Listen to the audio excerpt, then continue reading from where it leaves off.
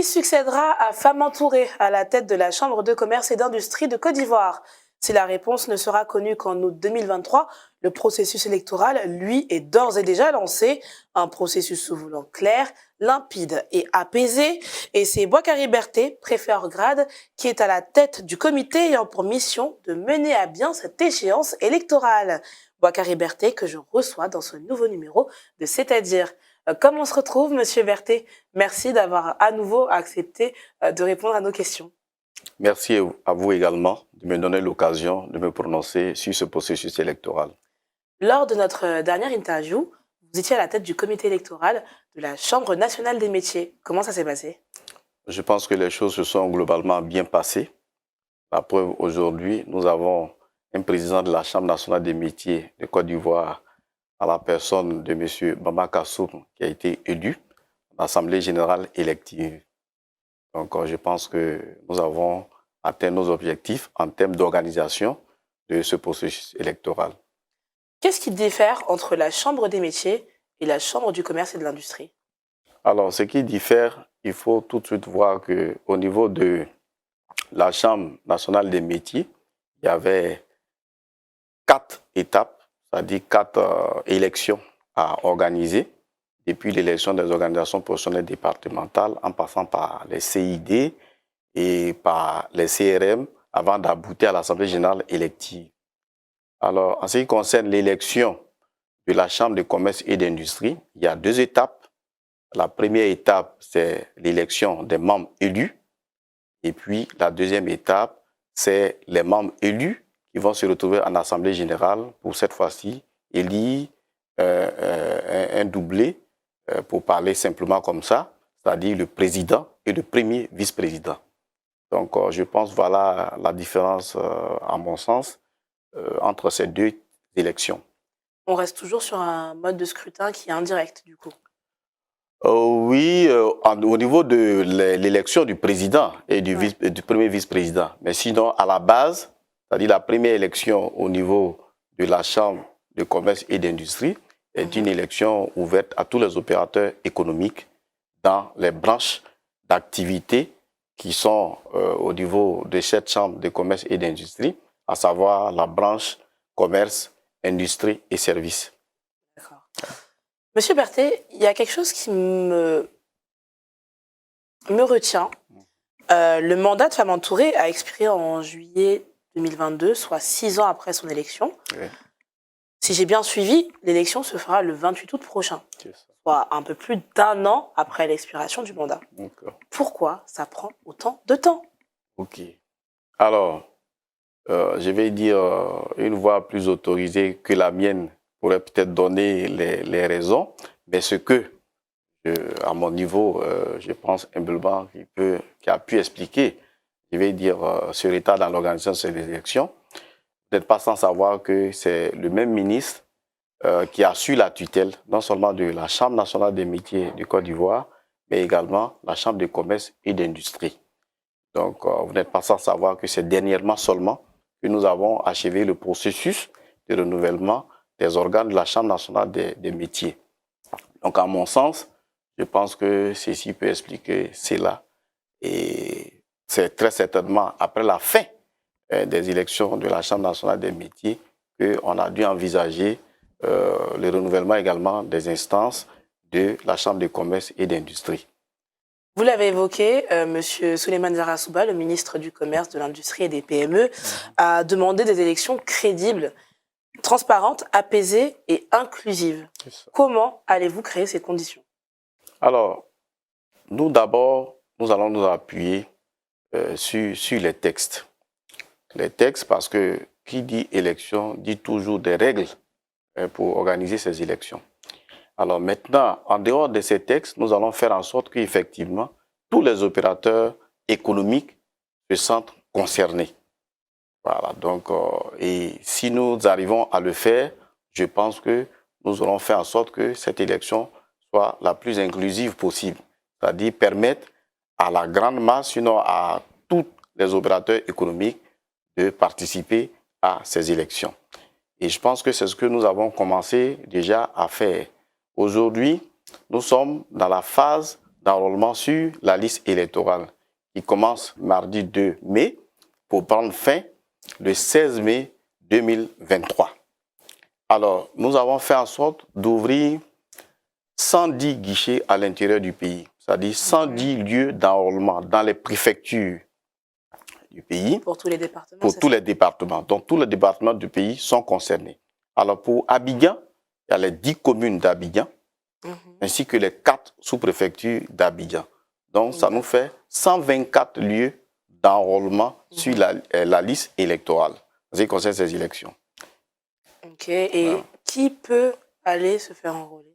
Alors, qui peut être électeur? Ça aussi, je vais dire que nous nous appuyons toujours sur le régime électoral. Alors, ce qu'il faut savoir, c'est que c'est un décret de 2014, le décret, plus précisément le décret 2014-594 du 16 octobre 2014, portant régime électoral de la Chambre de commerce et d'industrie. Il dit que pour être électeur, il faut être ivoirien.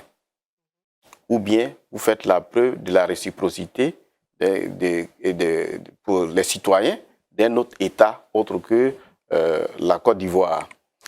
Ensuite, il faut jouir de ses droits civils et civiques. Ça, c'est la deuxième condition. Ensuite, il faut ne pas être sur l'effet d'une condamnation criminelle ou correctionnelle de nature à entacher son honorabilité ou sa crédibilité. Ça, c'est une troisième condition. Ensuite, il faut être dans l'exercice de sa fonction depuis au moins le 1er juillet de l'année précédant à date des élections. Donc, pour nous, ce sera le 1er juillet 2022. Ensuite, il faut avoir satisfait aux conditions de régularité fiscale et sociale.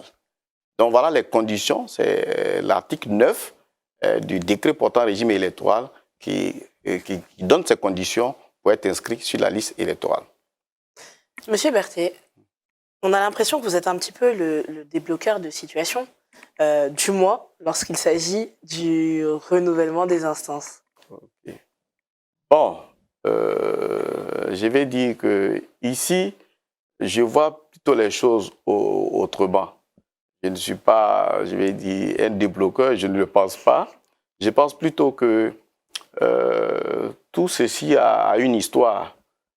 Vous n'êtes pas sans savoir que le ministère de l'Intérieur, dont je relève, avait l'habitude d'organiser les élections jusqu'à ce que la CEI, la Commission électorale indépendante aujourd'hui, soit mise en place.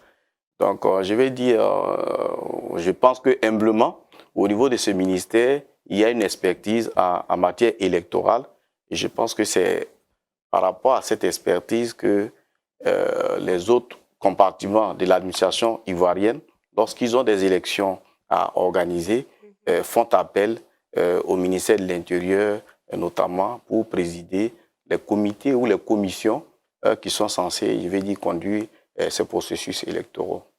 Monsieur Berthet, mettons un petit peu l'humilité de côté. Il doit forcément y avoir une recette Boakari Berthet pour des élections réussies.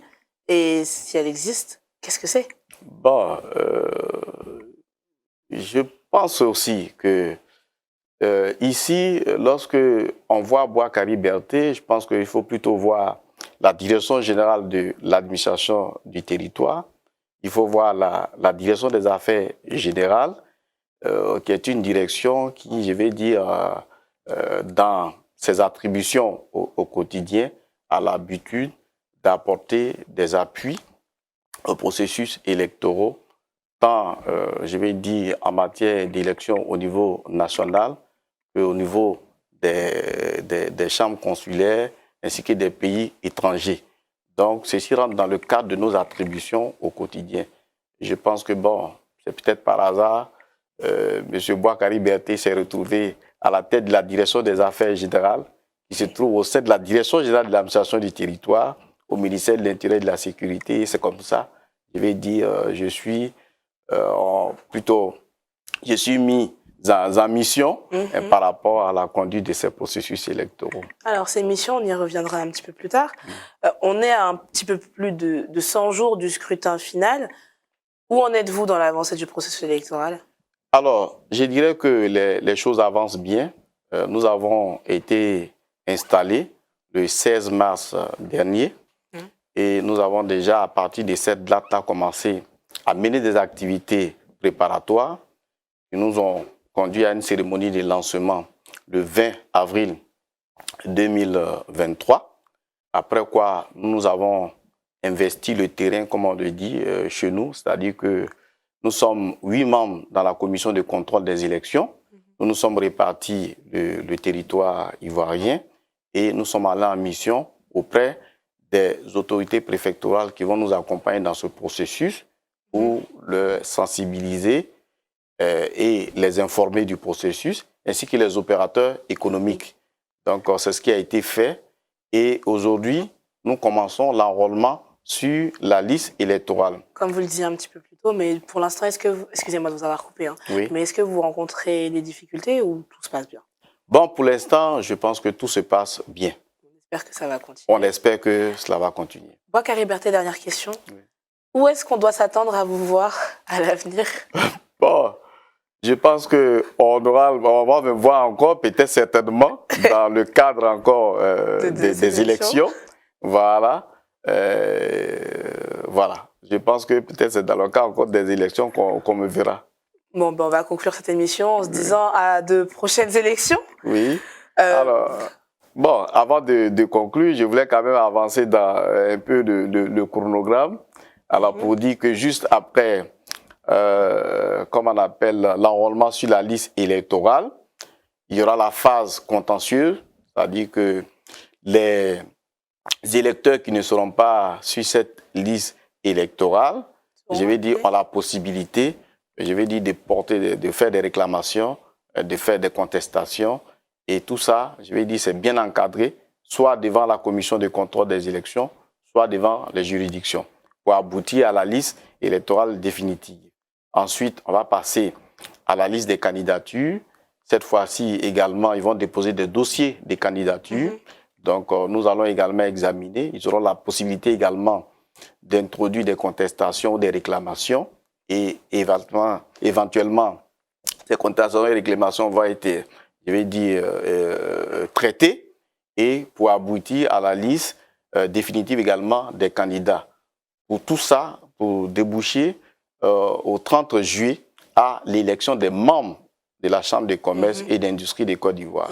Donc, il y aura 102 membres qui seront élus ce jour-là.